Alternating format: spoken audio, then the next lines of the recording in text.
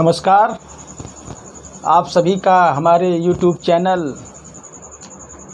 मधुशाला तथागत संपूर्ण हिंदी साहित्य में स्वागत एवं अभिनंदन है।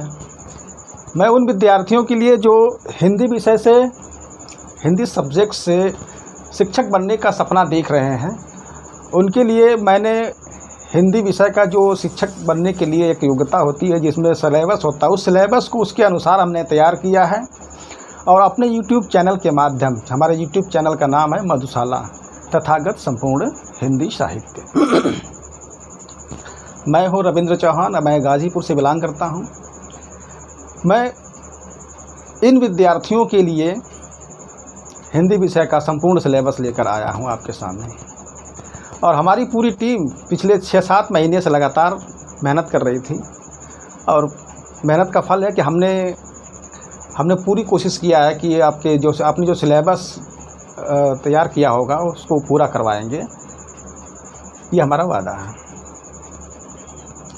तो जो लोग विद्यार्थी सपना देख रहे हैं TGT, PGT, net, JRF, assistant professor, यहाँ तक कि जो KBS, NBS के हैं, आर्मी की TGT आती है, दिल्ली TGT आती है, झारखंड, राजस्थान, मध्य प्रदेश, हिमाचल प्रदेश या भारत के किसी राज्य में जो हिंदी विषय से सपना देख रहे हैं टीचर बनने के लिए, उनके लिए मैंने संपूर्ण सिलेबस तैयार किया है।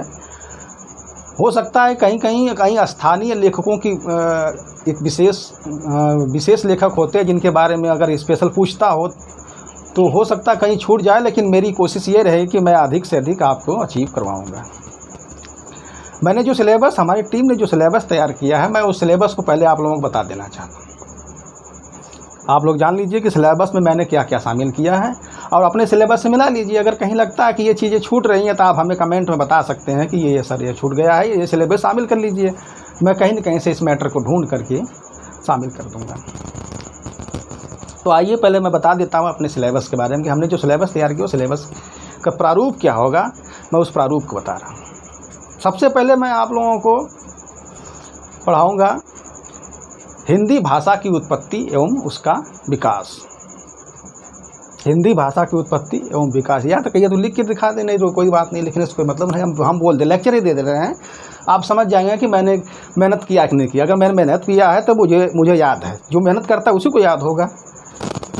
और हमने एक एक लाइन को अपने हाथों से लिखा है और हमारी टीम ने बना कर दिया, हमने उसको राइट किया, उसको पढ़ा है।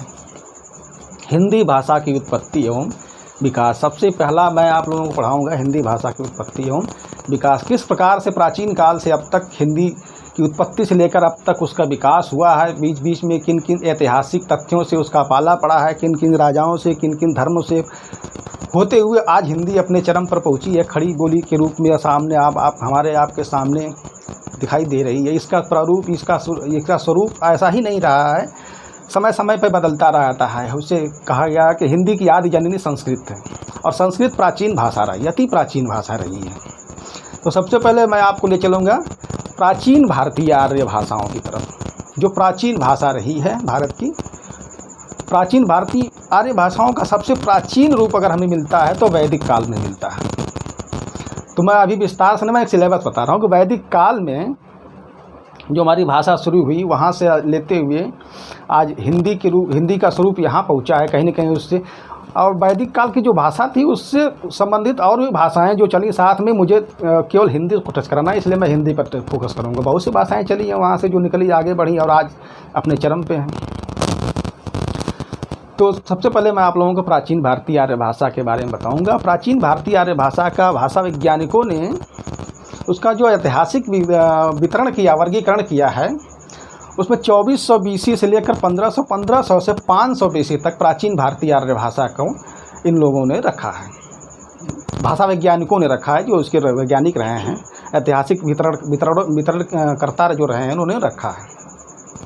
तो 2400 से 1500 से 500 BC तक प्राचीन भारतीय आर्य भाषा में हम आपको वैदिक संस्कृत और लौकिक संस्कृत के दो रूप वहाँ मिलते हैं। एक वैदिक संस्कृत का रूप मिलता है, एक लौकिक संस्कृत का मिलता है। तो वैदिक संस्कृत वैदिक हो गया, वैदिक रूप जिसमें चारों वेद हमारे संहिता है, अरण्यक है, उपनिषद है, हम वैदिक में, उसमें तो वैदिक में जो वैदिक जो छंदों की भाषा रही है, छांदस, जिसे छांदस कहा गया है, वैदिकी कहा गया है, तो उनका विकास, उनकी रचना जो हुई है, वैदिक ग्रंथों की जो रचना हुई इसी छांदस से हुई है, उसी छंदों से हुई है।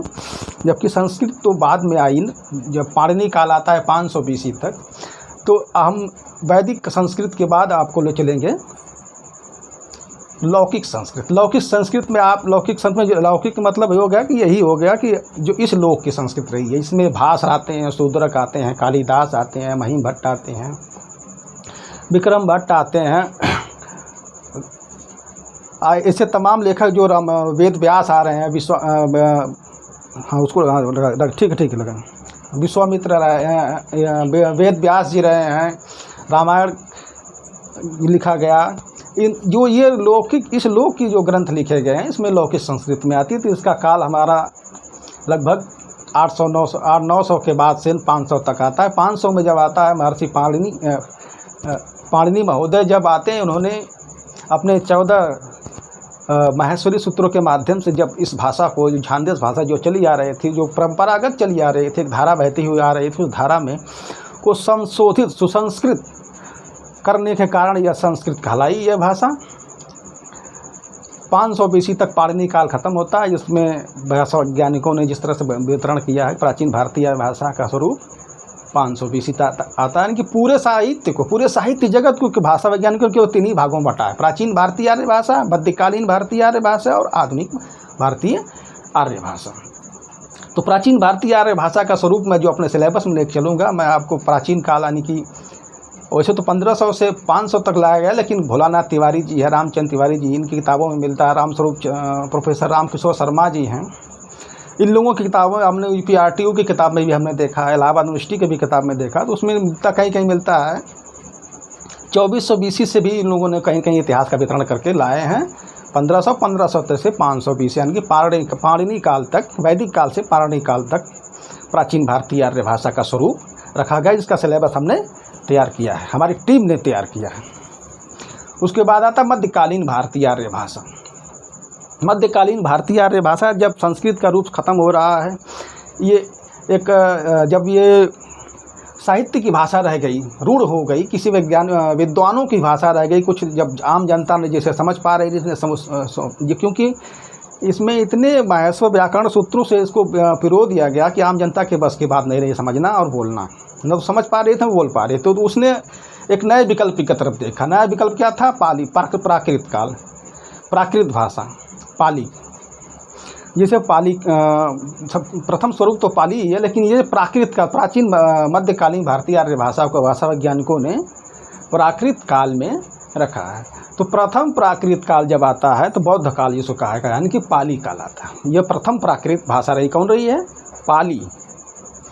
पाली 500 BC से 1 ईस्वी सन तक, ईसा मसीह के जन्म तक, जब जो कैलेंडर चलाया गया, ईसाई कैलेंडर, वहाँ तक, यानी कि 500 BC से 1 ईस्वी तक का काल जो रहा है वो पाली काल रहा है। इस पाली काल में जो पाली भाषा है, सबसे ज़्यादा रचनाएं अगर मिलती हैं तो बौद्ध धर्म की रचनाएं भी, और भी धर्मों की रचनाएं रही हैं, लेकिन प्रचुरता की मात्रा, जिस तरह से रामचंद्र शुक्ल ने कहा ना कि ग्रंथों की प्रचुरता जिस काल में जितना ज़्यादा रही है, उस काल को मैंने उसी अनुसार नाम दिया है। तो इसमें बौद्ध काल ही कहा जाता है ज़्यादातर, क्योंकि भगवान बुद्ध ने अपने सारे उपदेश इसी में दिए, इसी भाषा, पाली भाषा में दिया था। क्यों दिया था? इसका कारण ये था कि आम जनता इस भाषा को आसानी से समझ सकती थी, बोल सकती थी, एक दूसरे के बीच कम्युनिकेट कर सकती थी, इसलिए उन्होंने इसी भाषा को चुना। आम भाषा, जन भाषा, लोक भाषा, ग्रामीण भाषा, गामीण भाषा, यानी कि आम जनता की भाषा, जो पढ़ी लिखी नहीं थी उसकी भाषा को उन्होंने चुना। उसके बाद हम आपको ले चलेंगे सन 1 ईस्वी से 500 ईस्वी तक मध्यकालीन भारतीय आर्य भाषा में ले चलेंगे आपको। द्वितीय प्राकृत काल आता है। द्वितीय प्राकृत काल को हम प्राकृत काल की तरफ से, द्वितीय प्राकृत काल को प्राकृत काल के नाम से ही जाना कि प्राकृत भाषा, जैसे पाली के बाद प्राकृत आई है, प्राकृत भाषा आई है। उसके बाद 500 BC से 500 ईस्वी से 1000 ईस्वी सन तक हम आपको अपभ्रंश भाषा की तरफ कि भाषा के बारे में, उसके ग्रंथों के बारे में, उसके विस्तारण के बारे में, उसका व्याकरण क्या है, उसका भौगोलिक क्षेत्र क्या है, विशेषता क्या क्या रही है, उसकी शैली क्या रही है, कौन कौन से धर्म रहे हैं, कौन कौन से धर्मों ने किसको अपनाया, किसने किस पर क्या कमेंट किया, क्या कौन से राजा के राजकुल में कौन कौन से लेखक बड़े बड़े महाकवि राजकवि रहे हैं, किन अपभ्रंश को अपनाया, किसने संस्कृत को अपनाया, उसका रूप लिया। मैं विस्तार से हमारी टीम ने तैयार किया इसको, हम सिलेबस को आपको हम अपभ्रंश काल को 500 ईस्वी से 1000 ईस्वी तक अपभ्रंश काल तक हम आपको ले आएंगे। अपभ्रंश काल के बाद आपका आता है जिसको जिस प्रकार से चंद्रधर शर्मा गुलेरी ने प्रारंभिक हिंदी को कहा है, तो अपभ्रंश के बाद आपको हम अवहट्ट की तरफ ले चलेंगे। अवहट्ट यानी कि यहीं से हमारी हिंदी का स्वरूप तैयार होता है। अवहट्ट काल जिसको नाम दिया गया, जिसे प्रारंभिक काल नाम दिया गया या पुरानी हिंदी का नाम दिया गया। चंद्रधर शर्मा गुलेरी ने इसे पुरानी हिंदी का नाम दिया है। तो अपभ्रंश काल के बीतने के बाद अवहट्ट काल जिसे नाम से जाना जाता है, प्रारंभिक काल या प्रारंभिक हिंदी काल नाम से, वहीं से हम शुरू करेंगे और उसको लेकर के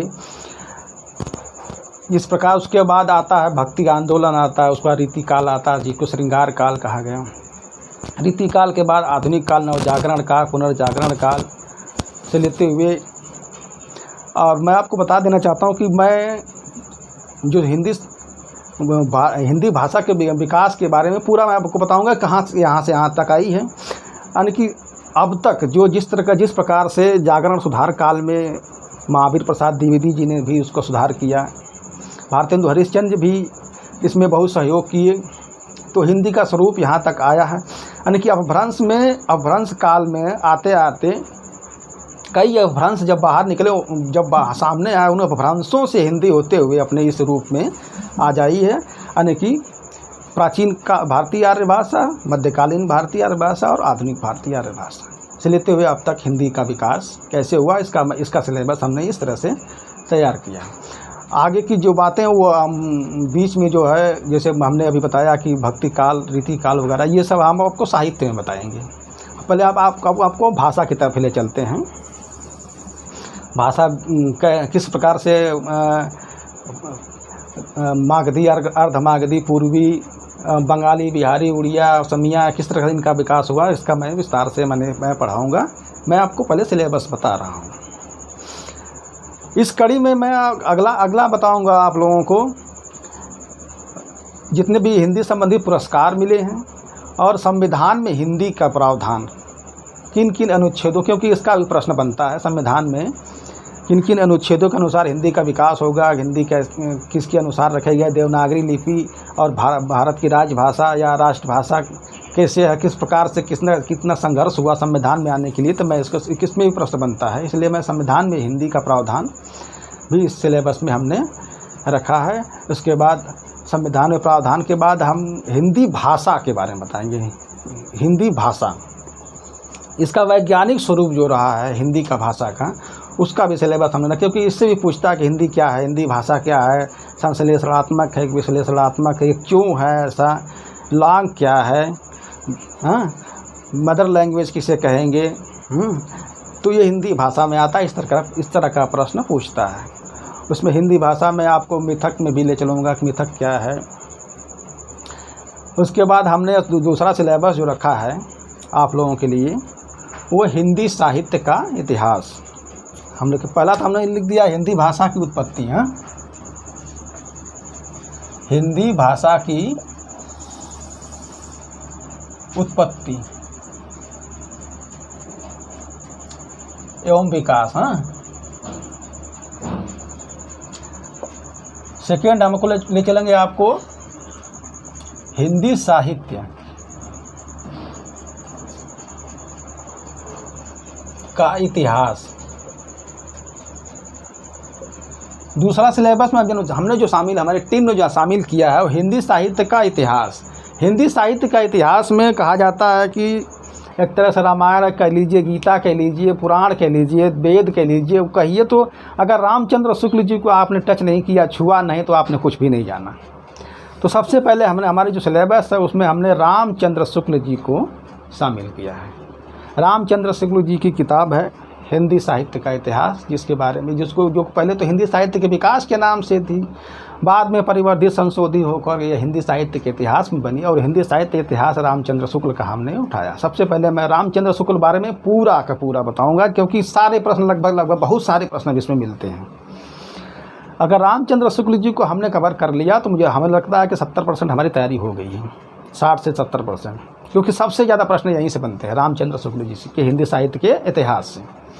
उसके बाद हमने दूसरा उसमें रखा, उस कड़ी में रखा है डॉक्टर नागेंद्र जी किताब है और डॉक्टर हरदयाल जी, इनकी संयुक्त रूप से एक किताब है हिंदी साहित्य का इतिहास। इन्होंने स्वयं तो नहीं लिखा, इसका संपादन किया है डॉक्टर नागेंद्र जी ने, हिंदी साहित्य का इतिहास। तो रामचंद्र शुक्ल डॉक्टर नागेंद्र जी हो गए। उसके बाद हमने हजारी प्रसाद द्विवेदी जी को रखा अपने हिंदी साहित्य के इतिहास के कड़ी में। राम कुमार वर्मा जी को हमने शामिल किया है, प्रोफेसर राम किशोर शर्मा जी को, रामचंद्र तिवारी जी को, भोलानाथ तिवारी जी को हमने अपने सिलेबस में, सुमन राजे को भी हमने शामिल किया है। हमने सबसे ज़्यादा मेहनत किया बच्चन सिंह की किताब पर, क्योंकि पिछली बार जो प्रश्न आया तो कई प्रश्न उसमें जो समझ में नहीं आ रहा था या आया कहाँ से हैं, वो प्रश्न हमें बच्चन सिंह में मिले हैं। तो इतनी किताबों का हमने रखा है, 4-6-10 किताबों का हमने अध्ययन किया है। करने के बाद हम अपने सिलेबस हिंदी साहित्य के इतिहास को आपको पढ़ाएंगे, किस प्रकार से हिंदी साहित्य का इतिहास अब तक यहाँ तक पहुँचा, प्राथमिक क्या रहा है, द्वितीयक क्या रहा है, तृतीयक क्या रहा है, हर किस प्रकार से हिंदी साहित्य का इतिहास आज विस्तृत रूप में आपके सामने खड़ा है। हिंदी साहित्य के इतिहास में जो प्राचीन काल से ले अब तक, यानी कि जो अलग अलग लोगों ने अलग अलग मान्यता रही है। कहीं रामचंद्र शुक्ल जी ने अलग काल, उनका जो काल रहा है उनका अलग रहा है। भला हजारी प्रसाद द्विवेदी जी ने कुछ अलग काल बताया है, राम किशोर शर्मा जी ने कुछ अलग बताया है। तो कुल मिलाकर के जितना जो अलग अलग इन लोगों का वर्गीकरण किया गया है उसका हमने हिंदी साहित्य के इतिहास में तैयार किया है। हिंदी साहित्य का जो बढ़ता है अपभ्रंश काल से लगभग शुरू हो जाता है, तो उसके पहले भी कई रचनाएं मिलती हैं। तो वहाँ से होते हुए भक्ति काल के बाद रीति काल में किस प्रकार से हिंदी साहित्य विकसित हुई, रीति काल के बाद आधुनिक काल में, नवजागरण काल में, पुनर्जागरण काल में हिंदी का साहित्य का उसका स्वरूप क्या रहा, उसका दर्शन क्या रहा है, आपके द्विवेदी युग में रहा है क्या उसका दर्शन, छायावादी युग में, छायावाद उत्तर युग में, प्रयोगवाद में क्या रहा है इसका विकास। इसके बाद नई कविता जनवादी कविता से लेते हुए अब तक इसका स्वरूप क्या रहा हिंदी साहित्य का, उसके लेखक कौन कौन से हुए, उनकी किताबें कौन कौन सी मशहूर रही हैं, उसके बारे में हम विस्तार से बताएंगे। हिंदी साहित्य के इतिहास की कड़ी में आपको आधुनिक हिंदी साहित्य का तो इतिहास है, उसको हमारे साथी हैं मिस्टर सूरज गुप्ता जी, वो आपको हिंदी साहित्य के इतिहास, आधुनिक हिंदी साहित्य का इतिहास को कवर कराएंगे। ये हो गया हमारे हिंदी साहित्य का इतिहास का स्वरूप, हम इसको आपको पढ़ाएंगे। इसके बाद हम आपको पढ़ाएंगे भारतीय नाट्य शास्त्र। भारतीय नाट्य शास्त्र में जो नाटक का स्वरूप रहा है, रूपक क्या है, 10 रूपक कौन कौन से हैं। धनंजय जी ने 10 रूपक का स्वरूप दिया, तो धनंजय जी के बारे में 10 रूपक क्या है, उपरूपक कितने हैं, जैसे 10 रूपक हो गया, 18 उपरूपक है, रूपक मिलाकर कुल उपरूपक और रूपक मिलाकर कुल 28 माने जाते हैं। रूपक तो 10 ही हैं, जिसमें भाड़ क्या है, व्यायोग क्या है,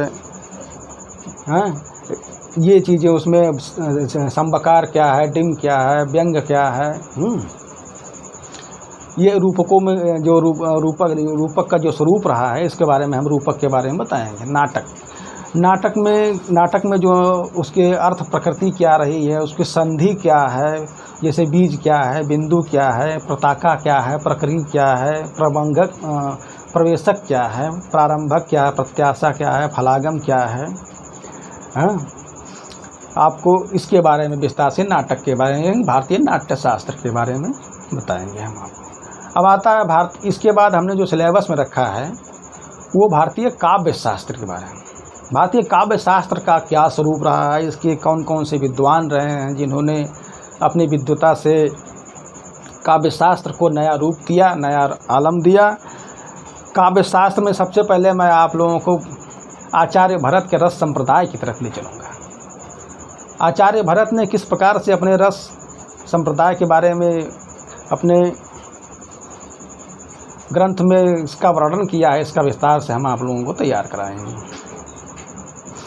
रस संप्रदाय, अलंकार संप्रदाय आचार्य भामह की तरफ ले चलेंगे। उसके बाद रस संप्रदाय पढ़ाने के बाद अलंकार संप्रदाय आचार्य भामह की इस कड़ी में जो अगले लेखक रहे हैं वो भामह दंडी रहे हैं, उद्भट रहे हैं। इसके बाद हमको आपको ले चलेंगे रीति संप्रदाय आचार्य वामन की तरफ।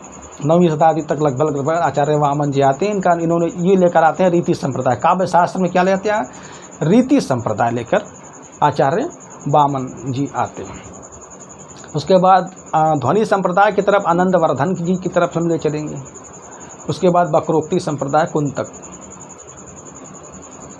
की तरफ ले चलेंगे। भारतीय काव्य शास्त्र का ये स्वरूप हो गया।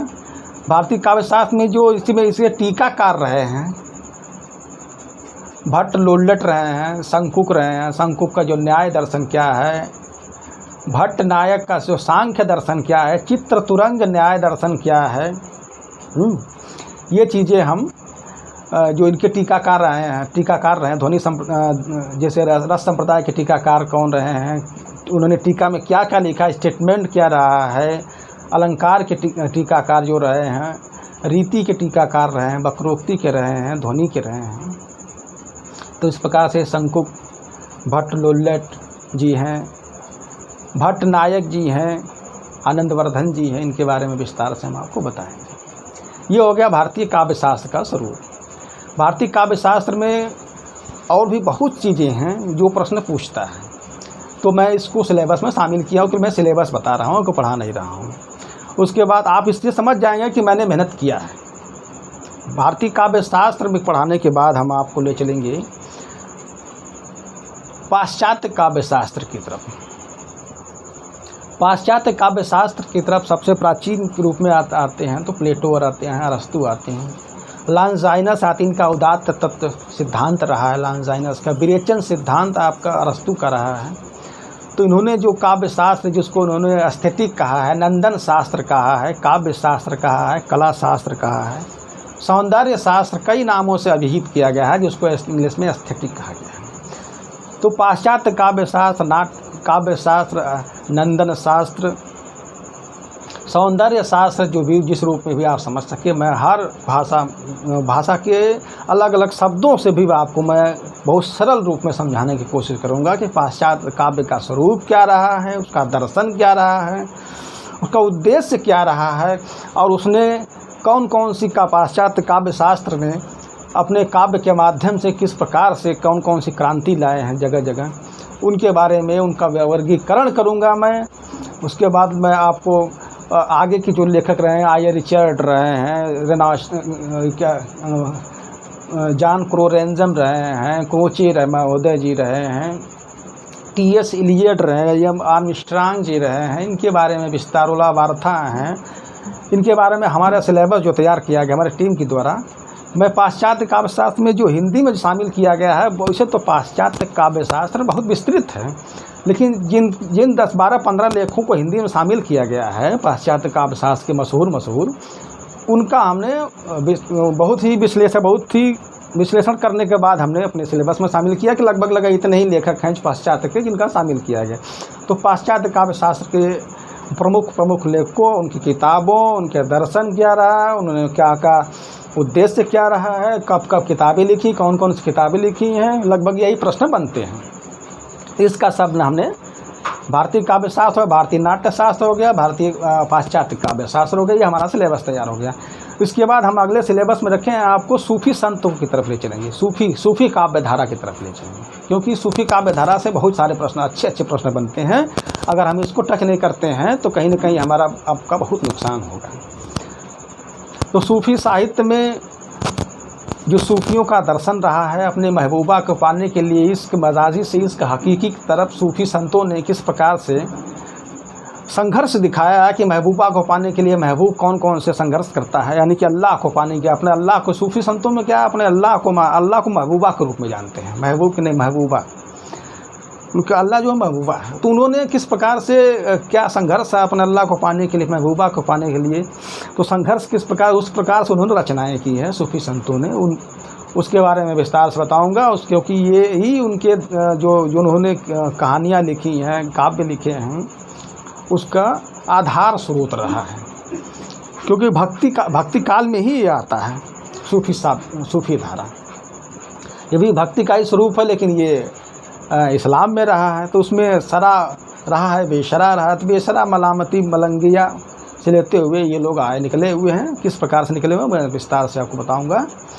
सूफी काव्य धारा, सूफी किस प्रकार से सूफियों ने क्या नाम है कि जगत मनुष्य के 4 विभाग माना है। नफ्स क्या है, उन्होंने कहा है कि मनुष्य के 4 विभाग हैं, नफ्स है, रूह है, कल्ब है, अक्ल है।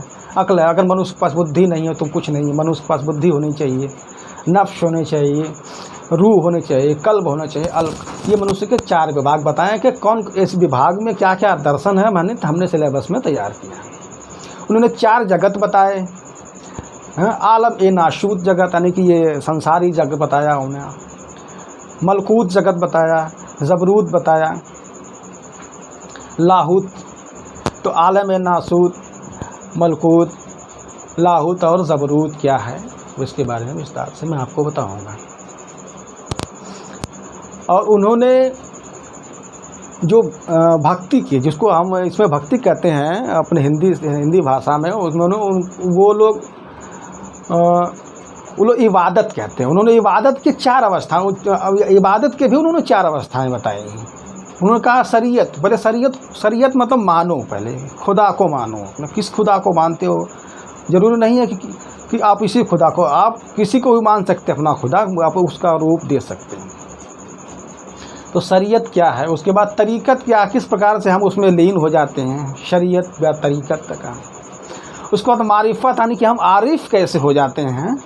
तो मारिफत में उन्होंने मारिफत अवस्था को उन्होंने कहा कि ये आरिफ हो जाता है। आरिफ होता मतलब यानी कि भगवान में पूरी तरह से लीन है और उसका ज्ञान को प्राप्त करता है। शरीयत, तरीक़त, मारिफत और शरीयत, तरीक़त, मारिफत और हकीकत। तो इश्क मजाजी, जो इश्क मजाजी थी शरीयत में, अभी इश्क यानी कि मिजाज के रूप में, यानी कि अभी लग रहा था कि ये मरना चाहिए, नहीं मरना चाहिए, इंजॉय करना चाहिए, तो वो इश्क हकीकी की तरफ ले चलते थे। यानी कि शरीयत के बाद तरीक़त, तरीक़त के बाद मारिफत, मारिफत के बाद हकीकत। हकीकत मतलब इश्क हकीकी की तरफ हम आ गए। हमने खुदा को जान लिया, पा लिया अपने महबूबा को। तो इश्क मजाजी से इश्क हकीकी की तरफ हम सूफ़ी संतों के जो विचारधारा, जो प्रेम के पीर कहे जाते हैं, ऐसे प्रेम के पीरों को, उनके प्रेम की जो मर्म रहे हैं, उनके मर्म को हमने तैयार किया, हमारे टीम ने तैयार किया है। आपको पूरे सूफ़ी साधना के बारे में बताएंगे और उनके लेखकों के बारे में बताएंगे। जैसे असाइयत रहे हैं, मुल्ला दाऊद रहे हैं, ईश्वर दास जी इसमें आते हैं। सबसे प्राचीन में ईश्वर दास भी आते हैं, लेकिन इसमें सूफियों में नहीं माने गए हैं। कुतुबन है, जैसे अनुराग बासरी हुआ, मिर्गावती हुआ, मंझन कवि रहे हैं। उसके बाद आपके सबसे मशहूर कवि रहे हैं, जैसे गंग कवि भी लगभग यहीं आ जाते हैं, लेकिन उनका स्वरूप दूसरा, लेकिन गंग कवि भी आ जाते हैं। जायसी जी रहे हैं। जायसी का तो आप जानते ही होंगे, आप सभी को पता होगा। जायसी ग्रंथावली जो रामचंद्र शुक्ल के द्वारा लिखी गई है। जायसी जी ने किस प्रकार से पद्मावत की रचना की, उसमें प्रेम का तो रस ही बहा दिया है। हमको लगता है पूरा चरम पहुंचा दिया। किस प्रकार से प्रेम के पीर विरह काव्य को तो उन्होंने अपने चरम पर पहुंचाने का कोशिश किया, पर चरम पर पहुँच ही गया है। तो सूफ़ी साधना में जो लेखक मशहूर जिनके प्रश्न बनते हैं, मंझन है, नूर मोहम्मद साहब जी हैं, शेख निशार जी हैं, कुतुबन है, मुल्ला दाऊद हैं, इन तरह के जो लेखक रहे हैं, इनके बारे में, इन किताबों के बारे में, इनके दर्शन के बारे में विस्तार से हमने टीम तैयार किया है। हम आपको भक्ति काल की तरफ ले चलेंगे भक्ति काल में किस प्रकार से भक्ति का आंदोलन शुरू हुआ, चरम पे पहुंचा और विनाश की तरफ गया, उसके बारे में बताएंगे। रीति काल की तरफ ले आएंगे आपको। रीति काल में किस प्रकार से श्रृंगारिक रचनाएं की गई और श्रृंगार में ही किस प्रकार से राजा डूब गए और देश की दुर्दशा का कारण भी बना। श्रृंगारिक प्रवृत्तियों में डूबने का कारण बना। हमारे राजा जिस प्रकार से श्रृंगारिकता में डूब गए, मध्यकाल में हमारा देश बिल्कुल रसातल में मिल गया। तो इसका कारण रहा है, इसके बारे में भी हम विस्तार से बताएंगे। मुझे राजनीति से कोई मतलब, अपने सिलेबस हम तैयार करवाएंगे, जो छोटी छोटी वक्तव्य आएंगे जगह जगह, जिस प्रकार से देश का विनाश हुआ उसका हम वक्तव्य जगह जगह हम आपको देते जाएंगे। और आधुनिक काल में हम शिव प्रसाद सितारे हिंद जी से, राजा लक्ष्मण जी से, गिरधर दास जी से शुरू करेंगे।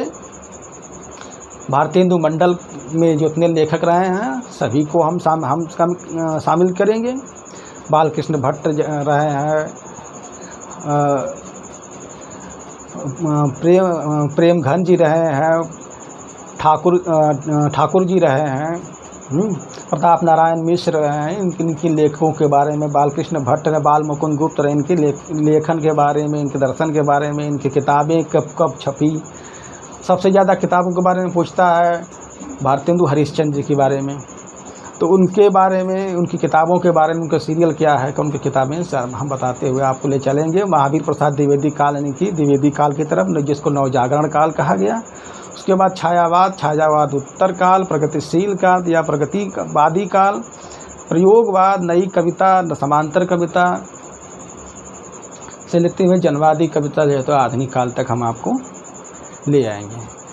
ये हमारा हो गया हिंदी साहित्य का इतिहास, भारतीय नाट्यशास्त्र, भारतीय काव्यशास्त्र, पाश्चात्य काव्यशास्त्र। ये सिलेबस हमारा पूरा हुआ। अब अगला सिलेबस हम ले चलेंगे आपको संस्कृत साहित्य की तरफ, जिसे लौकिक संस्कृत के नाम से प्राचीन काल में भारतीय वैज्ञानिकों ने, भारतीय क्या पूरी दुनिया के वैज्ञानिकों ने, जो भाषा वैज्ञानिक रहे हैं, बांटा है। तो लौकिक संस्कृत यानी कि ये संस्कृत साहित्य का इतिहास पूरा हम आपको बताएंगे, रामायण से लेते हुए रामायण, महाभारत, गीता, पुराण, आरण्यक, उपनिषद। उसके बाद जितने लेखक रहे हैं प्राचीन काल से अब तक, भास रहे हैं, शूद्रक रहे हैं, कालिदास जी रहे हैं, श्रीकंठ जी रहे हैं, उम्बेक रहे हैं, त्रिविक्रम भट्ट रहे हैं, महिम भट्ट जी रहे हैं आदि। इन लोगों के बारे में, इनकी रचनाओं के बारे में जिस तरह से प्रश्न बनते हैं उसका हमने सिलेबस में तैयार किया है। और ज़्यादा से ज़्यादा रामायण का जो उत्तरकांड है, उसी उत्तरकांड से ज़्यादा प्रश्न बनते हैं। रामायण में, महाभारत में भी कुछ बनते हैं। महाभारत का नाम जय संहिता रहा है प्राचीन काल में। उसमें श्लोक कितने रहे हैं, उसमें कितने कौन कौन से वक्तव्य किस पर्वों में रहा, कितने पर्वों में रहा, युद्ध कितने दिनों में चला है, ये सब चीज़ें कुछ न कुछ प्रश्न बनते रहते हैं। तो इसका हमने तैयार कर लिया सिलेबस में जो बनते हैं। कालिदास जी रहे हैं, भास जी रहे हैं, शूद्रक जी रहे हैं, कालिदास जी रहे हैं, इनका तो सबसे ज़्यादा प्रश्न बनता है। किरात अर्जुनियम जो बृहत्त्रयी में आता है, किरात अर्जुनियम, शिशुपाल वधम और नैषधीय चरितम, इनके बारे में विस्तार से हम चर्चा करेंगे। ये हमारा हो गया संस्कृत साहित्य का इतिहास। बहुत विशाल नहीं है, लेकिन हम जितना है उतना हम पूरा तैयार कर देंगे। कुछ प्रश्न संस्कृत व्याकरण से भी पूछता है, तो कुछ एक हमारे मित्र हैं, मैं उनको आपके सामने मैं उनको 10-5 दिन के लिए ले आऊँगा, किसी तरह सिफारिश करूँगा मिस्टर आशुतोष जी की तरफ से कि आपको संस्कृत व्याकरण पढ़ा दें, क्योंकि मुझे संस्कृत व्याकरण बहुत कम आता है। वो आपको आएंगे 10-15-20 दिन के, जितना पूछता है उतना संस्कृत व्याकरण हमारे चैनल में आकर के मिस्टर आशुतोष कुमार जी आपको संस्कृत व्याकरण पढ़ाएंगे। और संस्कृत व्याकरण जो जितना पूछता है उतना कवर कराएंगे, और ढंग से पढ़ाएंगे। ये नहीं कि रट के आए और कौन जी रट के आए पढ़ा दिए, वो ढंग से, वैज्ञानिक ढंग से पढ़ाएंगे, आपको पूरे तार्किक ढंग से पढ़ाएंगे संस्कृत व्याकरण के बारे में। इसके बाद हम शामिल किए हैं सबसे लास्ट में, आपको बीच बीच में ही पढ़ाते रहेंगे संस्कृत हिंदी का व्याकरण। हिंदी व्याकरण यानी कि मैं रविंद्र चौहान, सूरज गुप्ता जी भी बताएंगे और मिस्टर आशुतोष कुमार जी भी, क्योंकि व्याकरण में प्रकांड विद्वान मैं मानता हूँ आशुतोष जी को। वो आपको व्याकरण के बारे में समझाएंगे विस्तार से। उसके बाद लगभग मुझे लगता है कि ये इसके बाद पूरा हो गया, सिलेबस तो पूरा हो गया, लेकिन उसके बाद भी प्रश्न कुछ ऐसे बनते हैं जिनका कोई जोर छोर नहीं होता। जैसे आधुनिक लेखकों में जिनके चर्चा हम नहीं सुने होंगे, तो उनके बारे में हमने पता किया है कि वो जितने लेखक जिनको जो भी कोई हिंदी का सम्मान से सम्मानित किया जाता है, उनकी जो किताबें हैं उनके बारे में पूछता है, तो उसका मैंने अब तक यानी कि जनवरी, फरवरी, मार्च तक जितने भी सम्मानित किए गए, जिन किताबें रही हैं, लेखक रहे हैं हिंदी के, उनका हमने तैयार कर लिया। क्योंकि 10-5 प्रश्न ऐसे पूछते हैं जिनको हम और छोड़ नहीं जानते, बिल्कुल नए लेखक होते हैं, उनका हमने सिलेबस तैयार किया, उसको भी हमने शामिल कर दिया।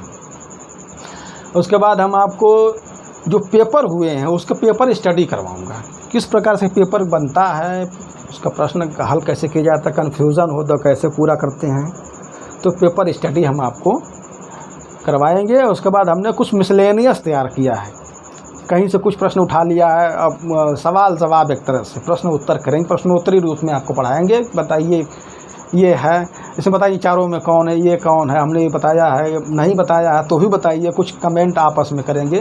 तो इस कुल मिलाकर के दोस्तों, जो भी हिंदी विषय से सपना देख रहे हैं टीचर बनने के लिए, टीजीटी, पीजीटी, नेट जा रहा है, असिस्टेंट प्रोफेसर है, केबीएस, एनबीएस है, आर्मी हो गया, छत्तीसगढ़ हो गया, झारखंड, उत्तर प्रदेश, बिहार, राजस्थान, इन सभी विद्यार्थियों के लिए जिस प्रकार से हमने सिलेबस तैयार किया, हमने पूरा सिलेबस आपको बिना देखे, बिना किसी नकल किए हुए आप देखे होंगे, आपको अंदाज़ा हो गया होगा कि मैंने मेहनत किया है कि नहीं किया है। मैंने मेहनत किया है तभी तो मुझे पूरा सिलेबस याद है।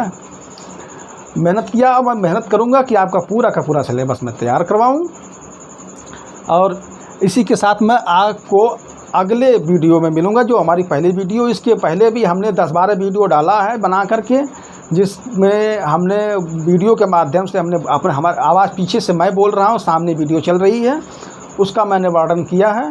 जो मिसलेनियस यानी कि पर्सनल लेखक नहीं होते हैं, जैसे हमने अभी कल हमने डाला है मृदुला गर्ग जी का, तो आप वहाँ भी देख सकते हैं। ये भी तैयार करते रहेंगे। तो फिर मिलते हैं अगली वीडियो में, तब तक के लिए नमस्कार, जय हिंद, जय भारत। तो विद्यार्थियों, आइए आप सभी का हमारे YouTube चैनल में, हमारे YouTube चैनल का नाम है मधुशाला तथागत संपूर्ण हिंदी साहित्य। तो हमारे YouTube चैनल मधुशाला तथागत संपूर्ण हिंदी साहित्य में आप सभी का स्वागत है, अभिनंदन है। आइए हम आपको लिखित रूप से बता देते हैं हमारा पाठ्यक्रम क्या होगा। हिंदी पाठ्यक्रम, जो विद्यार्थी हिंदी विषय से टीजीटी पीजीटी तैयारी कर रहे हैं, उनके लिए जो नेट तैयारी कर रहे हैं, केबीएस, एनबीएस इत्यादि, army, TGT, KBS, NBS, north east वगैरह अदर स्टेट्स जो तैयारी कर रहे हैं हिंदी विषय से, उन सबके लिए जो पाठ्यक्रम तैयार किया हमने, लिखित बता दे रहे हैं। आप लोग लिख लीजिए पाठ्यक्रम हमारा क्या होगा। पहले पाठ्यक्रम जान लेंगे तो समझ जाएंगे कि हम क्या पढ़ना चाहते हैं और कब आपको जरूरत क्या है। तो आयोग द्वारा ऐसा क्या, हम अपने हाथ से थोड़ी बनाएंगे पाठ्यक्रम। पाठ्यक्रम हमने अपने आयोग द्वारा हमने तैयार किया है। तो आयोग द्वारा जो पाठ्यक्रम हमारा हुआ है वो उसको हम आपको विस्तार से बता रहे हैं, ठीक है। तो इस कड़ी में हम देखिए किए हैं, हमने जो तैयार किया है, पहले आप जान लीजिए कि हमारा चैनल है, इसको सब्सक्राइब कर लीजिए। आप सभी से सभी निवेदन है, चैनल का नाम है मधुशाला तथागत संपूर्ण हिंदी साहित्य शिक्षण केंद्र, विषय है हिंदी। आइए पाठ्यक्रम जानते हैं। साफ दिख रहा है मिस्टर जी, कैमरामैन? तो आइए इस कड़ी में देखते हैं हम क्या क्या हमने जो तैयार किया है। तो हिंदी भाषा की उत्पत्ति एवं विकास, जो हमारा सिलेबस में सबसे पहले हम पढ़ाएंगे आपको हिंदी भाषा की उत्पत्ति एवं विकास। इस कड़ी में हम आपने जो तैयार किया विषय, उसमें सब्जेक्ट, उसमें सबसे पहले पढ़ाएंगे आप लोगों को हम प्राचीन भारतीय आर्य भाषा एवं साहित्य।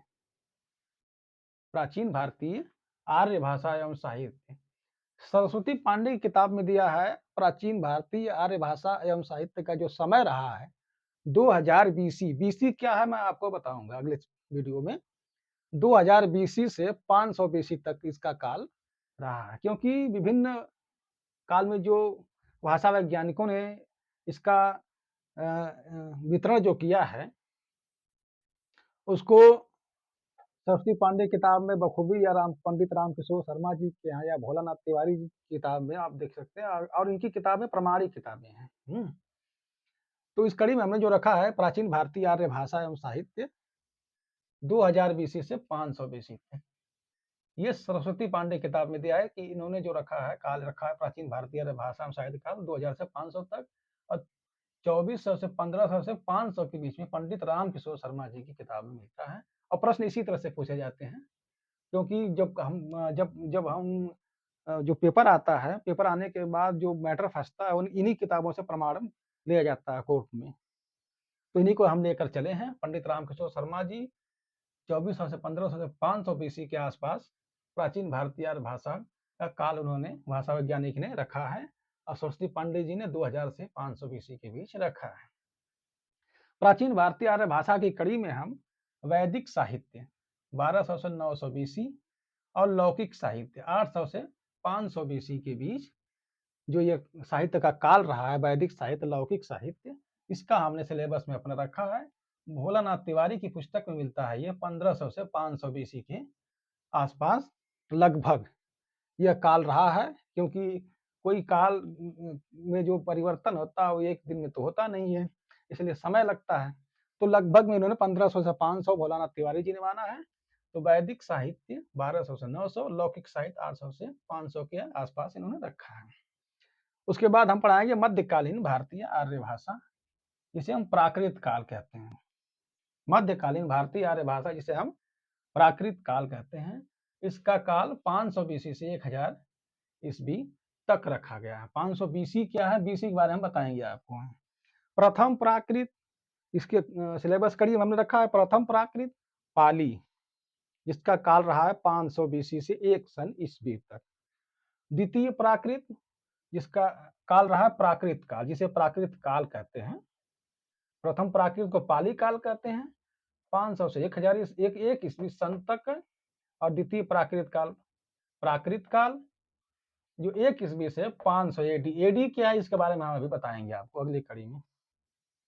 तृतीय प्राकृत काल, जिसे अपभ्रंश की कड़ी में रखा गया है। तो अपभ्रंश क्या है, अपभ्रंश के साहित्य क्या है, लेखक कौन कौन से रहे हैं, इस काल की प्रवृत्तियां क्या रही हैं, इस काल की विशेषताएं क्या रही हैं, हमने अपने सिलेबस में रखा है। 500 एडी से, यानी कि 500 ईस्वी से 1000 ईस्वी तक।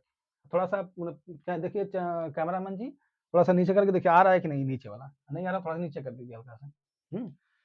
तो और इस हिंदी भाषा की उत्पत्ति एवं विकास की कड़ी में हमने जो तीसरा रखा है वो आधुनिक भारतीय आर्य भाषा, जो 1000 ईस्वी से अब तक। आधुनिक भारतीय आर्य भाषा जो 1000 ईस्वी से अब तक, यानी कि हम यहाँ से ले आए कहाँ, हिंदी की तरफ आपको ले आएंगे। इसके बाद हम अगली सिलेबस में जो शामिल करेंगे, थोड़ा सा रोक दीजिए, रुका ना। तो लिपि पढ़ाने के बाद हम लिपि से किस प्रकार हिंदी ब्राह्मी लिपि से होते हुए हिंदी अपने आज इस स्थिति में है, उसके बाद हम आप लोगों को भारतीय संविधान में हिंदी का प्रावधान क्या है, किस अनुच्छेद के तहत, किन कौन से अनुच्छेद हैं जिसके तहत जो प्रश्न बनाए जाते हैं टीजीटी पीजीटी में, उसके तहत संविधान में उसका प्रावधान किया गया हिंदी, क्योंकि भारत की राजभाषा हिंदी होगी और यहाँ की लिपि होगी वो देवनागरी होगी, यह संविधान में प्रावधान किया गया है। तो भारतीय संविधान में हिंदी का जो प्रावधान है उसके बारे में हमने पाठ्यक्रम में शामिल किया है। हमारे पाठ्यक्रम के अगली कड़ी में हम जो शामिल किए अपने पाठ्यक्रम में, हम आपको बताएंगे विश्व हिंदी सम्मेलन।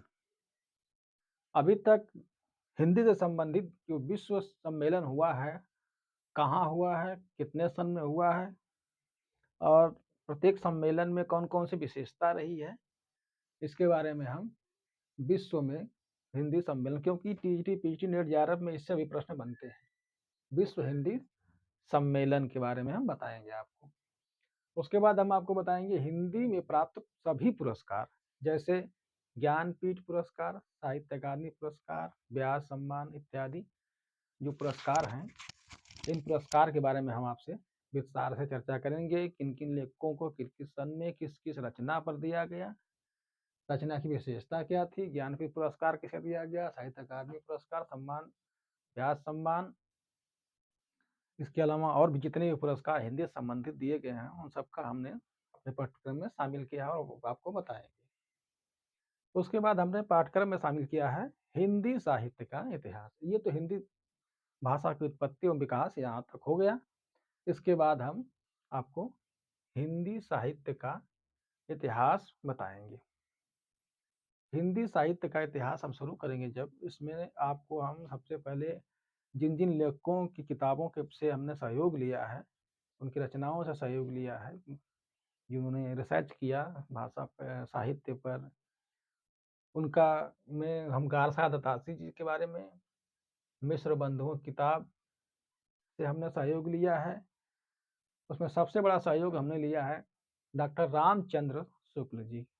अगर रामचंद्र शुक्ल जी को आप नहीं पढ़े तो हिंदी साहित्य में आपने कुछ भी नहीं पढ़ा। अगर इनको हमने पूरा कर लिया डॉक्टर रामचंद्र शुक्ल जी को, मुझे लगता है कि 60 से 70%, 80% ये सभी तैयार हो गए। सभी चीज़ें रामचंद्र शुक्ल में मिल जाएंगी। इसलिए मिल जाएंगी क्योंकि प्रश्न जो बनते हैं, बनाए जाते हैं, उसमें 10 में 6, 7, 8 प्रश्न केवल रामचंद्र शुक्ल जी की किताब हिंदी साहित्य के इतिहास में ही मिलता है। तो इसमें विस्तार से हम रामचंद्र शुक्ल जी की किताब को आपको हम पढ़ाएंगे। आगे हम डॉक्टर नागेंद्र जी की किताब को भी साथ साथ ले चलेंगे और doctor Hazari Prasad Dwivedi ji, doctor Grierson, Bachchan Singh, Ram Kumar Verma, doctor Ramvilas Sharma, Suman Raje, Ram Swaroop Chaturvedi, Shiv Singh Sengar और प्रोफेसर राम किशोर शर्मा को भी हमने शामिल किया है। राम किशोर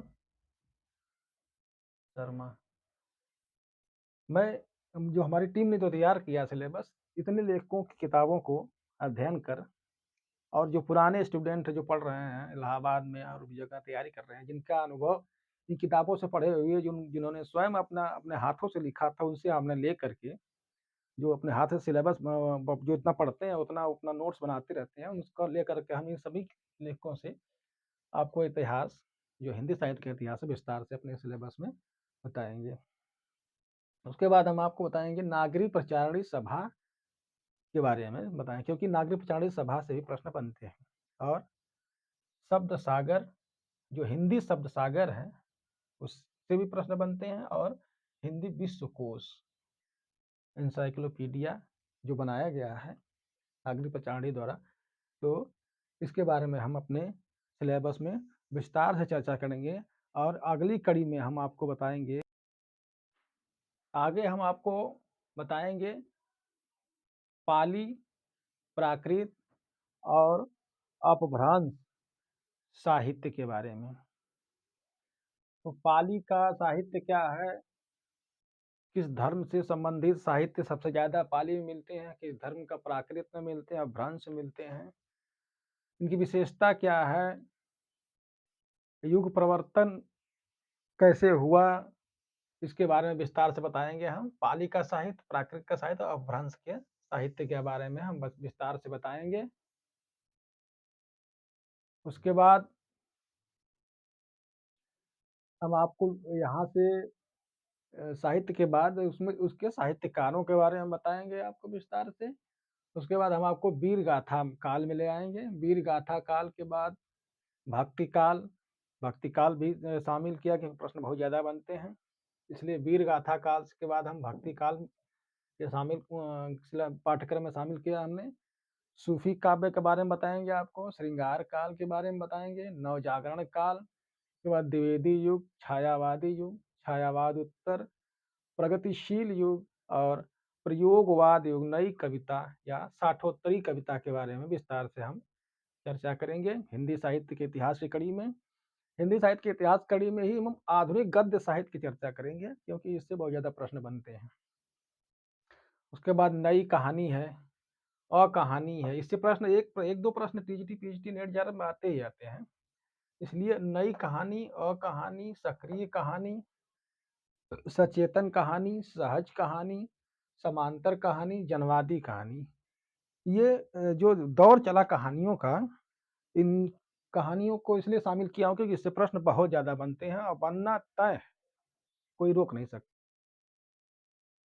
पाठ्यक्रम की अगली कड़ी में हमने शामिल किया है, जो हम आपको पढ़ाएंगे आधुनिक हिंदी में, साक्षात्कार।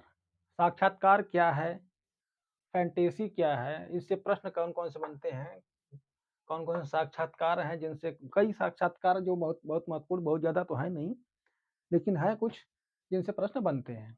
तो हमने जो तैयार किया है साक्षात्कार से फैंटेसी क्या है, इससे प्रश्न बनते हैं। निबंध, जितने निबंध हैं उनके बारे में हम आपको बताएँगे, निबंध क्या है, कितने प्रकार के होते हैं, निबंध का उद्देश्य क्या होना चाहिए और निबंध कौन-कौन से हैं जिनसे प्रश्न बनते हैं, उनमें कौन-कौन से महत्वपूर्ण डायलॉग्स हैं, संवाद हैं जिनसे प्रश्न बनते हैं। तो निबंध, व्यंग्य साहित्य के बारे में चर्चा करेंगे, बाल साहित्य के बारे में चर्चा करेंगे, कुछ प्रश्न यहाँ से ही बनते हैं। समकालीन हिंदी कहानी के बारे में चर्चा करेंगे हम।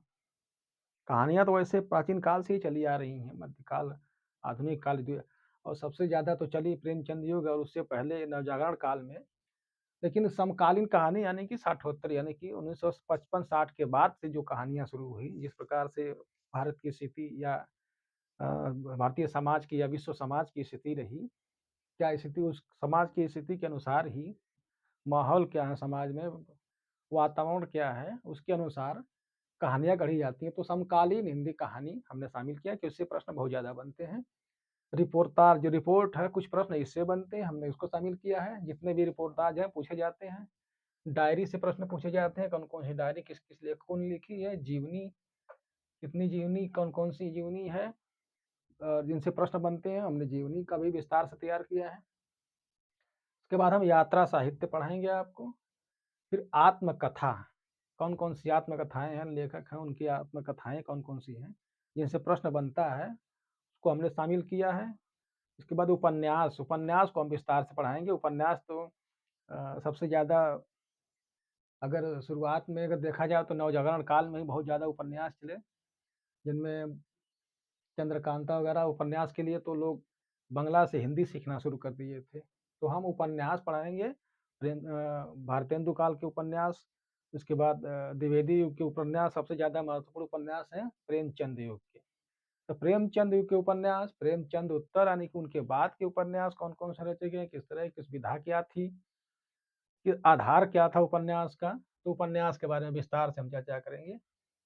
उसके बाद कुछ प्रश्न दलित साहित्य से बनते हैं, बहुत ज़्यादा प्रश्न बनते हैं, बहुत ज़्यादा मतलब कुछ प्रश्न ऐसे हैं जो बनते ही बनते हैं, टीजीटी, पीएचडी हो, नेट हो, जेआरएफ हो, तो उसमें हम दलित साहित्य के बारे में चर्चा करेंगे।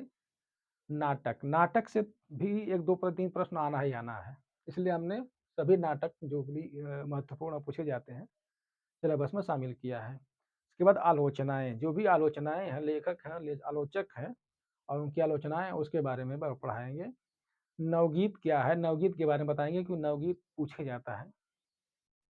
नवगीत से कुछ प्रश्न बनते हैं। उसके बाद बीट कविता क्या है, ताजी कविता क्या है, जुजुत्सावादी कविता क्या है, 1-2 प्रश्न इससे भी कभी-कभी बन जाते हैं, इसलिए हमने शामिल कर दिया इसको।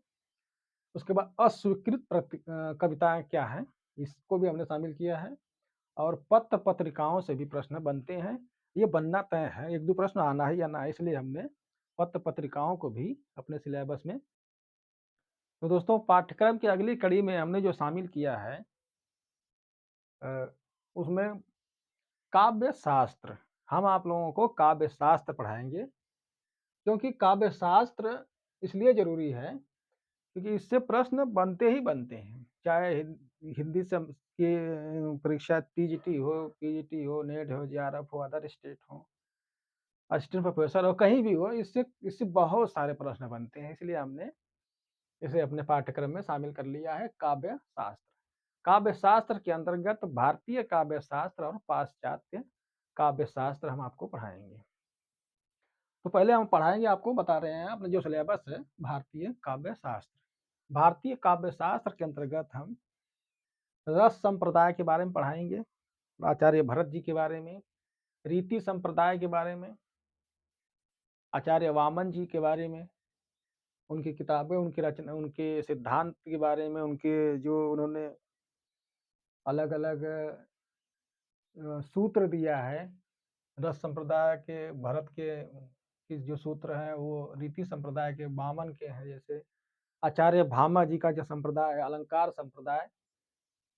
कैमरामैन जी आ रहा है ना, ये देखिए, अलंकार संप्रदाय, ध्वनि संप्रदाय, आनंदवर्धन जी का संप्रदाय और वक्रोक्ति कुंतक जी का संप्रदाय, यानी कि इन संप्रदायों के बारे में, भारतीय काव्य शास्त्र के बारे में हमारा जो सिलेबस हमने शामिल किया है उनमें इन संप्रदायों के बारे में हम लोग चर्चा करेंगे। रस संप्रदाय, रेवती संप्रदाय, अलंकार संप्रदाय, ध्वनि संप्रदाय, वक्रोक्ति संप्रदाय। उसके बाद हमने जो सिलेबस में शामिल किया है संप्रदायों के सूत्रकार जो ये संप्रदाय है, रस, अलंकार, रीति, ध्वनि, वक्रोक्ति, इन संप्रदायों के विभिन्न समय में अलग अलग सूत्रकार रहे हैं जिन्होंने इस पर टीका टिप्पणी यानी कमेंट किया है, जो इसका विस्तारण किया है, सिद्धांत कौन कौन से रहे हैं इस पर लागू किया गया है। तो इस संप्रदायों में जैसे भट्ट लोलट हो गए, रस के हो गए, शंकुक हो गए, रीति के हो गए, अलंकार के हो गए, भट्ट नायक हैं, अभिनव गुप्त, इन्होंने जो इस पर संप्रदायों पर टीका टिप्पणी किया है। तो इस इन सूत्रकारों के बारे में भट्ट लोलट, शंकु, भट्ट नायक और अभिनव गुप्त, सबसे ज्यादा इन्हीं चार लोगों से प्रश्न बनता है जो सूत्रकार है। कौन से? भट्ट लोलट से, शंकुक से, इसके बाद भट्ट नायक से, अभिनव गुप्त से। तो इन लोगों द्वारा जो जो अलग अलग सिद्धांत दिया गया है उनके बारे में हम आपको विस्तार से पढ़ाएंगे। जैसे भट्ट लोलट जी हैं, इनका मीमांसा दर्शन रहा है, शंकुक का न्याय दर्शन रहा है, भट्ट नायक का भोगवाद रहा है जिसे सांख्य दर्शन कहते हैं, और शंकुक का देखिए, शंकुक का चित्र तुरंग न्याय है। सॉरी, हमने बताया अभी थोड़ा गलत हो गया। तो भट्ट लोलक मीमांसा दर्शन, शंकुक चित्र तुरंग न्याय यानी कि चित्र संबंधित, और भट्ट नायक सांख्य दर्शन, अभिनव गुप्त आपके शैव दर्शन से आते हैं। सांख्य दर्शन, इन्होंने सांख्य दर्शन दिया, भट्ट लोलक ने मीमांसा दर्शन, शंकुक चित्र तुरंग न्याय, भट्ट लोलट मीमांसा दर्शन, भट्ट नायक सांख्य दर्शन, अभिनव गुप्त शैव दर्शन। इन्होंने इन दर्शनों को लेकर के इन संप्रदायों पर इन्होंने टीका टिप्पणी किस प्रकार से किया है, किताबें कौन कौन सी रही हैं, उसके बारे में हम विस्तार से बताएंगे। उसके बाद अपने सिलेबस की अगली कड़ी में हमने शामिल किया है काव्य के गुण क्या होते हैं, काव्य के गुण कौन कौन से हैं, दोष कौन कौन से हैं। तो गुण और दोष के बारे में एक दो प्रश्न जरूर बनेंगे। विभिन्न संप्रदाय के सिद्धांतकारों द्वारा अलग अलग बताए गए हैं। कोई 10 बताता है, कोई 20 बताता है, कोई 50, कोई 100 बताता है, कोई 2-4 बताता है। तो काव्य के गुण कितने हैं, काव्य के दोष कितने हैं, काव्य प्रयोजन क्या है, क्योंकि प्रश्न बनता ही बनता है काव्य प्रयोजन से। प्रयोजन, किस प्रयोजन से काव्य की रचना की जाती है, काव्य का हेतु, काव्य जो लिखा जाता है, रचा जाता है, उसका कारण क्या है, किस कारण से काव्य बनता है। तो काव्य हेतु के बारे में प्रश्न बनता है। काव्य की आत्मा क्या है, काव्य में ध्वनि का महत्व क्या है, और वक्रोक्ति सिद्धांत जो कुंतक जी का है, इससे प्रश्न बनते हैं, इसलिए हमने इसको शामिल किया है। उसके बाद शब्द शक्ति से प्रश्न एक दो प्रश्न जरूर बनेंगे, जिसमें अभिधा, लक्षणा, व्यंजना, शब्द शक्ति के बारे में हम विस्तार से चर्चा करेंगे। उसके बाद हम रीति, जो रीतियां रही हैं, वैदर्भी रीति, पांचाली रीति और गौड़िया रीति, ये 3 रीतियां रही हैं जिन पे हम विस्तार से अपने भारतीय काव्य शास्त्र में चर्चा करेंगे। जिसमें कौन कौन सी है, वैदर्भी रीति, पांचाली रीति और गौड़िया रीति। तो दोस्तों, सिलेबस के अपने पाठ्यक्रम की अगली कड़ी में हमने जो शामिल किया है वह भारतीय नाट्य शास्त्र। भारतीय काव्य शास्त्र को पढ़ाने के बाद हम आपको भारतीय नाट्य शास्त्र के बारे में पढ़ाएंगे, क्योंकि 10 रूपक जो है उसमें एक नाटक भी है और नाटक से ज़्यादा प्रश्न बनते हैं। तो नाट्य शास्त्र जो भारत के प्राचीन काल से अब तक जो महत्वपूर्ण रहे हैं, जिनसे प्रश्न बनते हैं, उसमें नाट्य शास्त्र के कौन कौन से, नाट्य शास्त्र नाटक बनता कैसे है, उसके अंग कौन कौन से हैं, उसको बनाने में शुरू से अंत तक क्या होना चाहिए, कहाँ क्या होना चाहिए, इस तरह से जो नाट्य शास्त्र, भारतीय नाट्य शास्त्र से प्रश्न बनते हैं, इसलिए हमने रख दिया है अपने सिलेबस में। तो भारतीय नाट्य शास्त्र में सबसे पहले हम नायक यानी कि हीरो के बारे में पढ़ेंगे। जो नायक होता है फिल्म का, नाटक का, तो नायक कितने प्रकार के होते हैं, नायिका के प्रति नायक कितने प्रकार के होते हैं, और नायक के प्रति नायिका कितने प्रकार की होती है, नायिका कितने प्रकार की होती हैं, और किस किस प्रकार के नायक होते हैं, जैसे धृष्ट नायक हो गया, धीर ललित हो गया, इस तरह के जो नायक होते हैं उसके बारे में हम विस्तार से पढ़ाएंगे। उसके बाद कथा वस्तु क्या होता है, क्योंकि कथा वस्तु से एक दो प्रश्न बनते ही बनते हैं। उसके बाद अर्थ प्रकृति क्या है, कितने प्रकार की अर्थ प्रकृतियां होती हैं उसके बारे में बताएंगे। कार्य क्या है, अवस्थाएं, नाटक की अवस्थाएं क्या क्या, कौन कौन सी अवस्थाएं होती है नाटक की, नाटक में संधियां कौन कौन सी होती है, नाट्य शास्त्र में सूत्रधार क्या होता है, किसे कहते हैं सूत्रधार, सूत्रधार कौन तैयार करता है, सूत्रधारक कौन होता है, इसमें वृत्तियां कौन कौन सी होती है। नाटक नाटक में नाट्य वृत्तियां जो होती हैं मूल रूप से तीन ही होती हैं, कैसिकी वृत्ति, भारतीय वृत्ति और आर्भटी वृत्ति। तो नाट्य वृत्तियां मूल रूप से तीन हैं। नाट्य वृत्ति में कैसिकी वृत्ति, भारतीय वृत्ति और आर्भटी वृत्ति। नाट्य वृत्तियों के बारे में हम विस्तार से पढ़ाएंगे, क्योंकि नाट्य वृत्ति से एक दो प्रश्न आता ही आता है, कैसिकी, भारतीय और आर्भटी।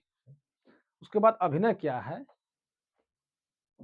अभिनय के बारे में बताएंगे, क्योंकि नाट्य शास्त्र में इसका बहुत महत्वपूर्ण स्थान है। तो अभिनय के बारे में कौन कौन से प्रश्न बनते हैं उसको हमने तैयार किया है।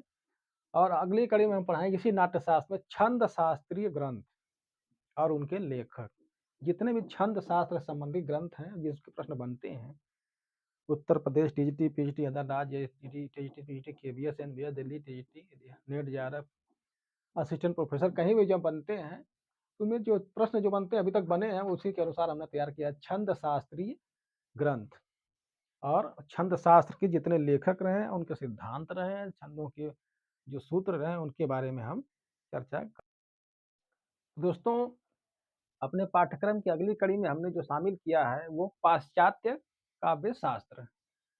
हम पाश्चात्य काव्य शास्त्र के बारे में अगली कड़ी में चर्चा करेंगे कि पाश्चात्य काव्य शास्त्र में हम आपको क्या क्या पढ़ाएंगे।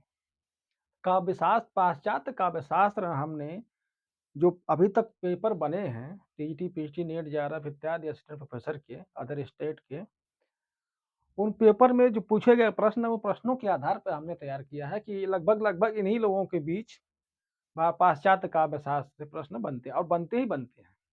प्रश्न तो इनसे आना निश्चित है, इसलिए इसको आप बढ़िया से पढ़िएगा।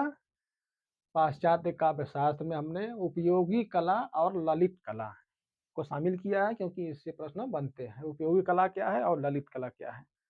तो पाश्चात्य काव्य शास्त्र में हमें हमारे पाठ्यक्रम में है उपयोगी कला और ललित कला। इसके अंतर्गत हम जो पढ़ाएंगे, जिन लेखकों के बारे में पूछता है, उनमें सुकरात के बारे में पूछता है, सुकरात की जो रचनाएं हैं, सिद्धांत हैं, उनके बारे में पूछता है। प्लेटो के बारे में पूछता है, अरस्तु के बारे में पूछता है।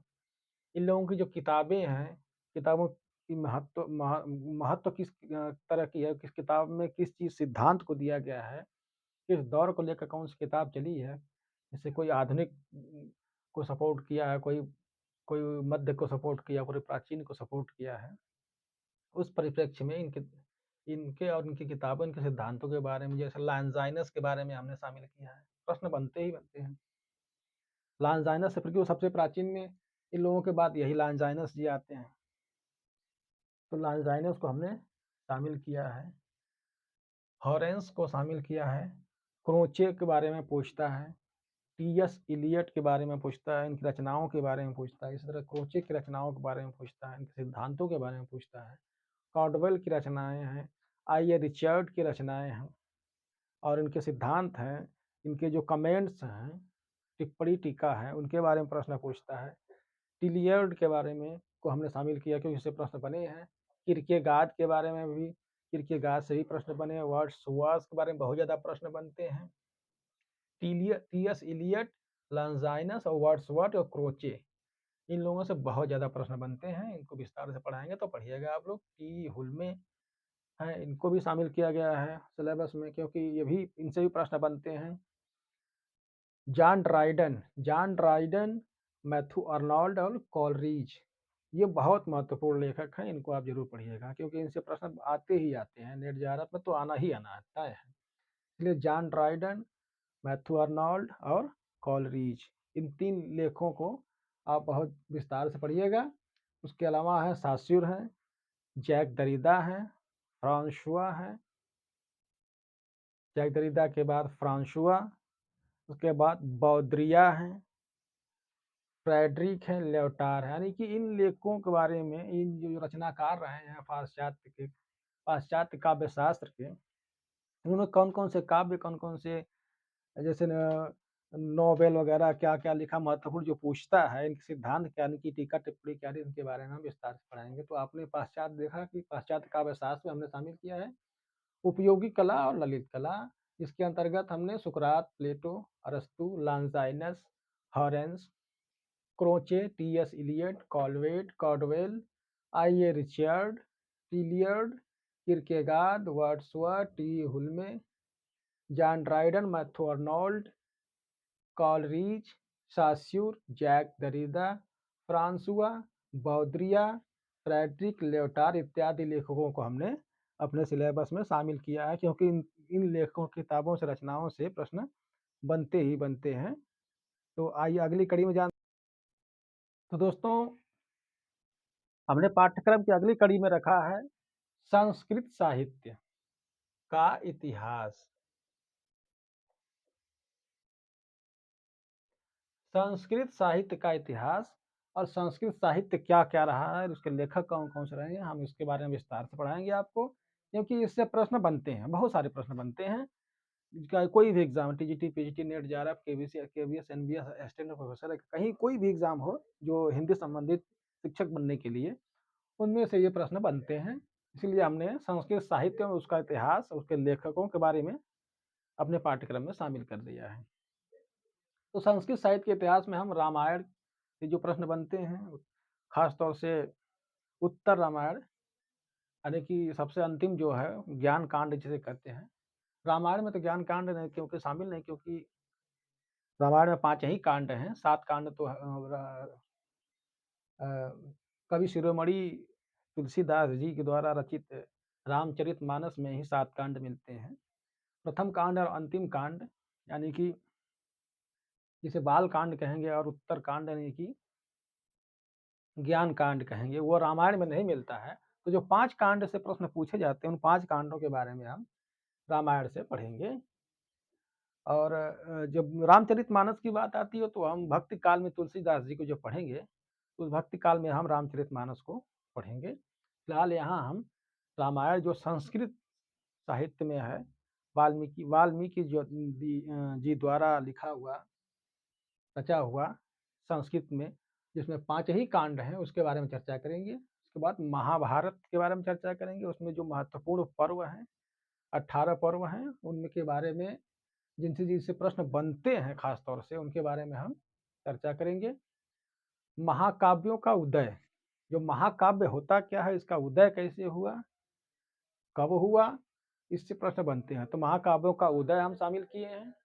महाकाव्यों का लक्षण क्या होता है, महाकाव्यों का लक्षण, महाकाव्य का लक्षण कितने क्या क्या है, उसके बारे में, महाकाव्य के बारे में हम पढ़ाएंगे।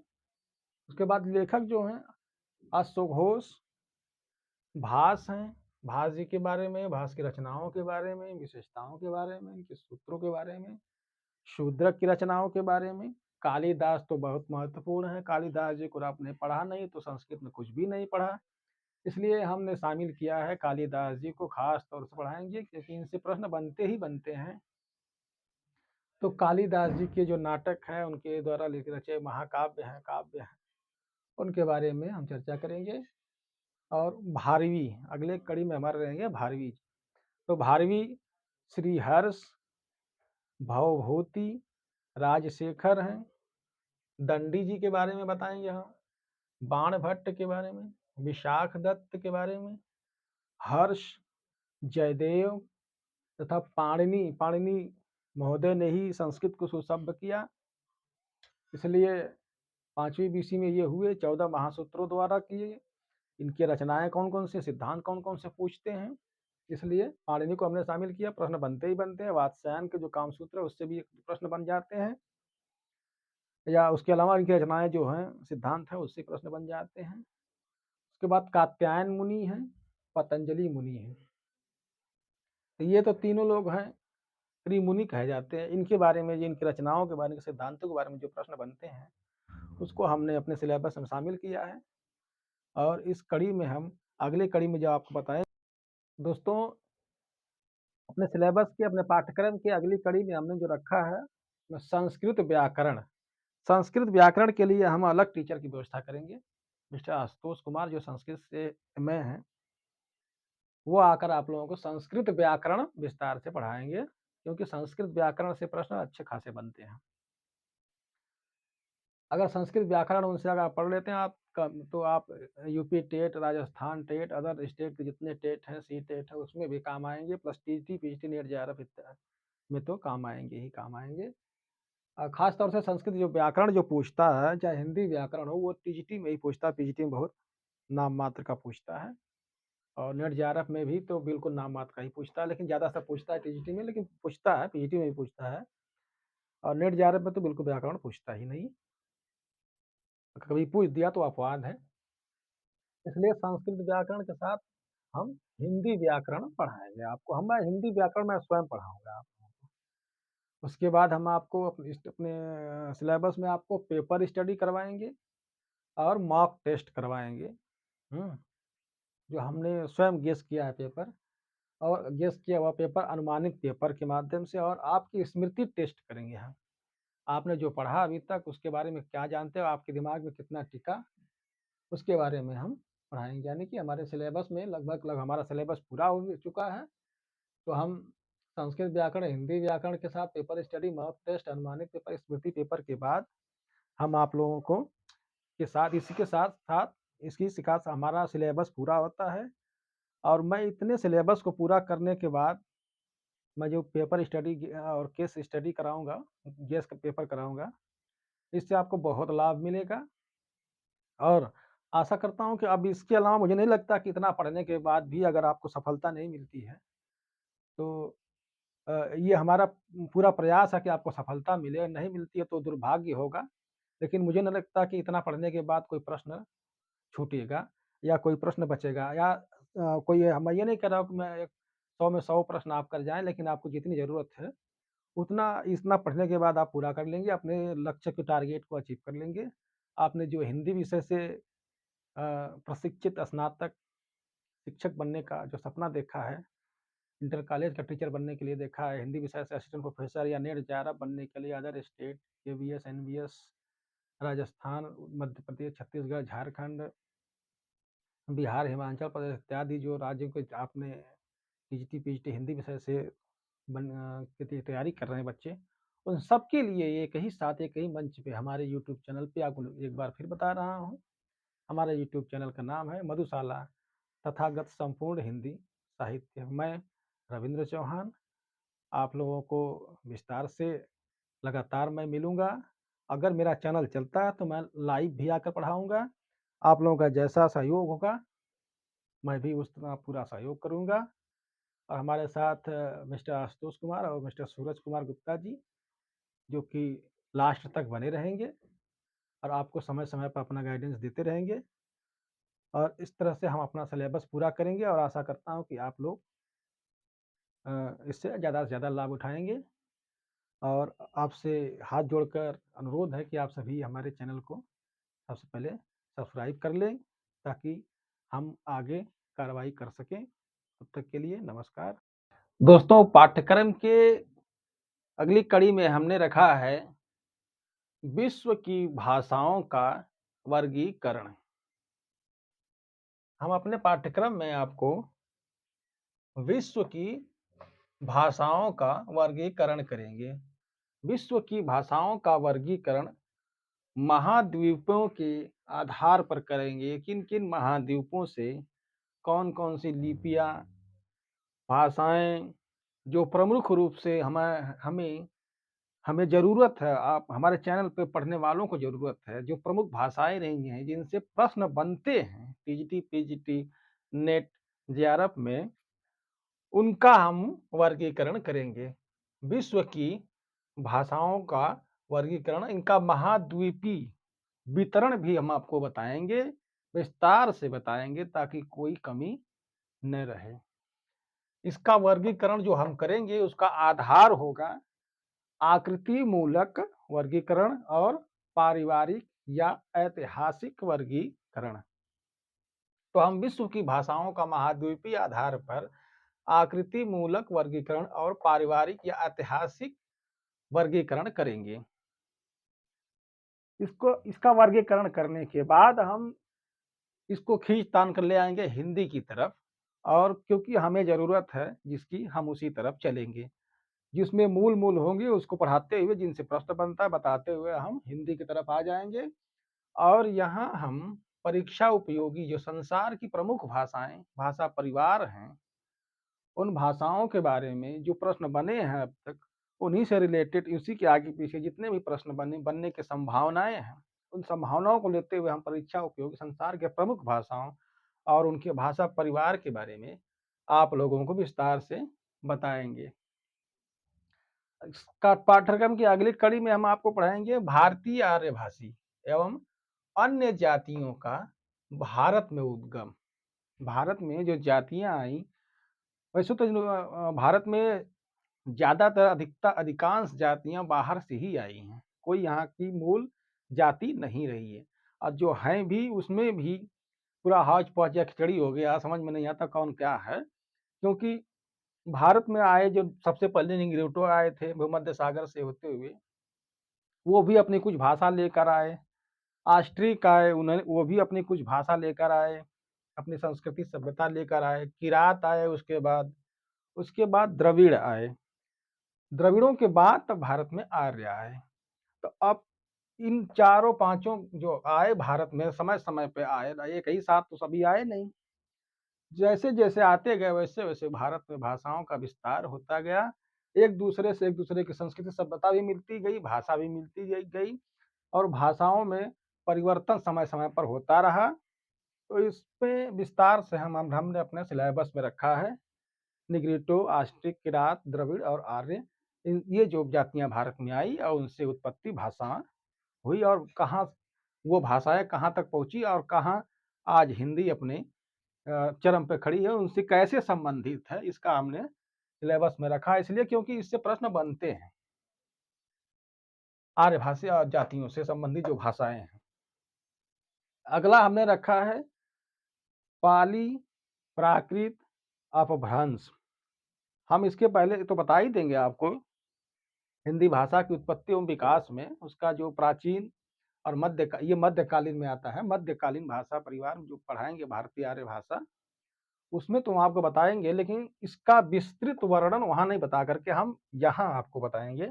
पाली का पूरा इतिहास, पूरा इसका भूगोल, पूरा शास्त्रीय, पूरा साहित्यिक, पूरा जो धार्मिक महत्व है, राजनीतिक, इसी तरह से प्राकृत, इसी तरह से अपभ्रंश, इसके बारे में विस्तार से हम वर्णन करेंगे कि अपभ्रंश क्या है, प्राकृत क्या है, पाली क्या है, इनके व्याकरण क्या रहे हैं, समय समय पर इनमें परिवर्तन क्या हुआ, इनके साहित्य क्या रहे हैं, इसके साहित्यकार कौन रहे हैं, इसका हम विस्तार से वर्णन करेंगे।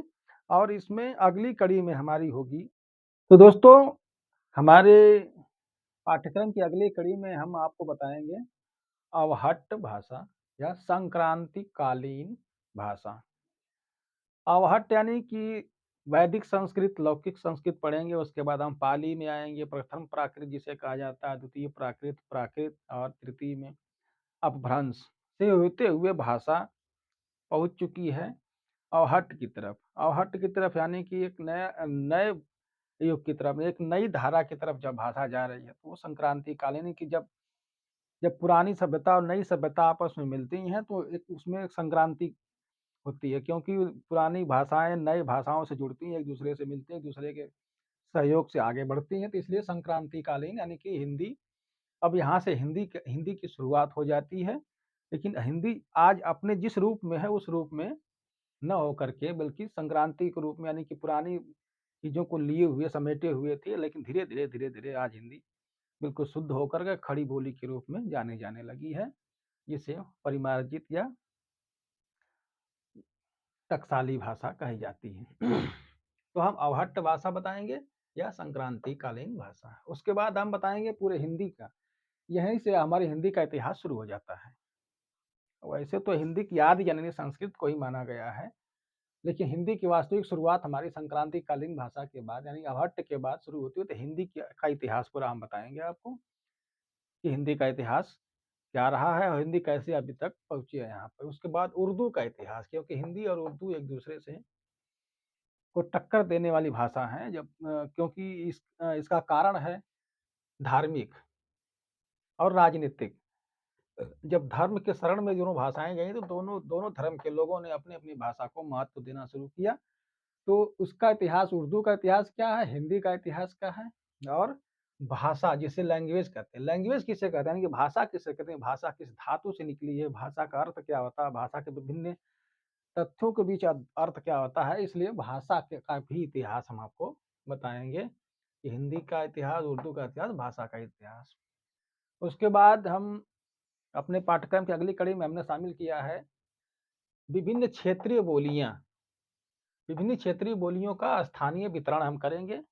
आपको एक चार्ट के माध्यम से हम बता देंगे जहाँ जहाँ हिंदी की बोली जाती है। वास्तव में क्षेत्रीय बोलियां मतलब हिंदी संबंधित, और से बोली भाषा विभाषा भाषा की तरफ बढ़ती है धीरे धीरे। तो बोलियों से लेते हुए भाषा की तरफ हम पूरा इसका जो क्षेत्रीय स्तर पे होगा, जैसे उत्तर प्रदेश, हिमाचल प्रदेश, दिल्ली, कुरुक्षेत्र, हरियाणा से लेते हुए मध्य प्रदेश, राजस्थान, बिहार, झारखंड, उड़ीसा। उड़ीसा तो उड़िया चली जाती है। कुछ हद तक बिहार के बाद बंगाल साइड में भी थोड़ी बहुत बोले, वहाँ बंगाली चलती है। तो इसका जो वितरण है पूरा, झारखंड वगैरह में जो बोली जाती है थोड़ा बहुत, उसका वितरण हम करेंगे स्थानीय स्तर पे, उस चार्ट के माध्यम से बनाकर हम करेंगे। फिर अगले कार्य में हम बताएंगे यही जो भाषा, इसका विस्तारण करेंगे हम, भाषा।